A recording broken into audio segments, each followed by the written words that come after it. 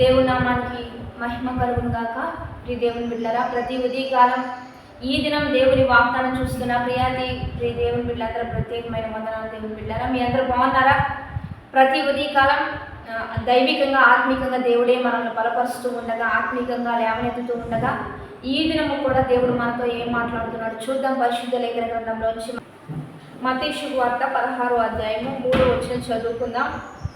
ఉదయమున ఆకాశము ఎర్రగాను మబ్బుగాను ఉన్నది కనుక నేడు గాలి వాన వచ్చుననియు చెప్పుదురు కదా. మీరు ఆకాశము వైఖరి వివేచింప మెరుగుదురు కానీ ఈ కాలంలో సూచనలు వివేచింపలేరు. ఈరోజు దేవుని బిడ్డారా, దేవుడు మనతో మాట్లాడుతున్నాడు. ఆకాశము ఎర్రగాను మబ్బుగాను ఉన్న ఎడల అది వర్షము కురిపించుననే వైఖరి మీరు ఎరుగుతారు. వర్షం పడతదని మీకు ఆలోచన ఉంటుంది కాబట్టి మీ పనులన్నీ చక్కబెట్టేసుకుంటారు బయట. అట్లానే ఈ కాలముల యొక్క సూచనల వైఖరి కూడా మీరు గ్రహించాలి.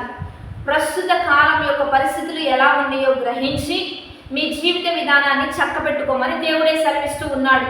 ఎందుకంటే యేసుక్రీస్తు ప్రభు రెండో రాకడలో మన కొరకు రాబోతూ ఉన్నాడు కనుక నీతిగా, యథార్థంగా, పరిశుద్ధంగా, నమ్మకంగా ఉన్న వారిని దేవుడు తీసుకొని వెళ్తానని వాగ్దానం చేశాడు. కనుక మనందరం ఆయన బిడ్డలం కనుక ఆయన మాట వింటూ ఆయనకు లోబడి ఉండాలి.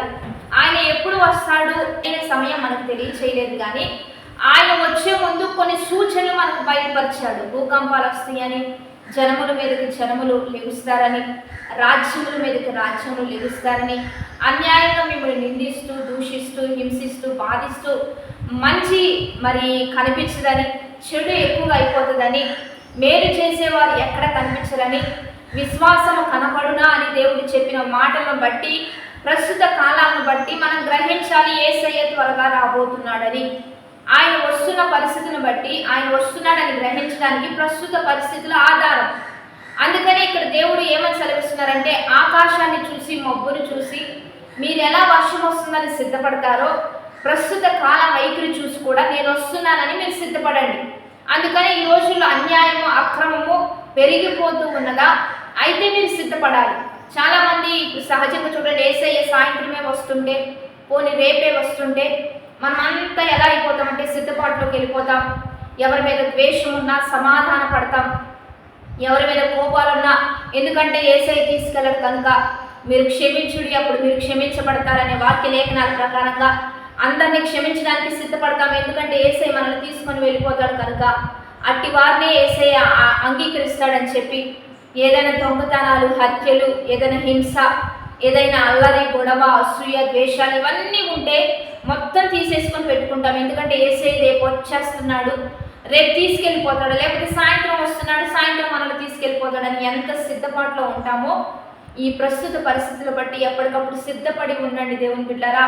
యేసయ్య రాకడ కొరకు ఎప్పుడు ప్యూర్ అండ్ హార్ట్తో, మంచి హృదయంతో, ఏది మీ హృదయంలో లేకుండా పరిశుద్ధపరుచుకుంటూ ద్వేషాలు, కక్షలు, అల్లర్లు, విభేదాలు ఇవన్నీ తీసి పక్కన పెట్టేసేయండి.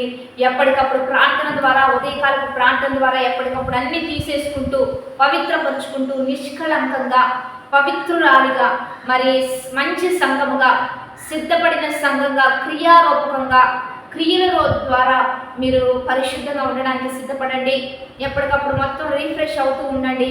ఉదయం సాయంత్రం ప్రార్థనల ద్వారా మొత్తం క్లీన్ చేసుకోండి. యేసయ్య మంచినివ్వయ్యా, తగ్గింపునివ్వయ్యా, లోబడే మనసునివ్వయ్యా. ఎవ్వరి మీద ద్వేషాలొద్దు, ఎవ్వరి మీద ఏది నాకొద్దు, నేను నీ దృష్టికి పవిత్రంగా ఉండాలి, నీ దృష్టికి మంచిగా ఉండాలని ఎప్పటికప్పుడు సిద్ధపడదాం.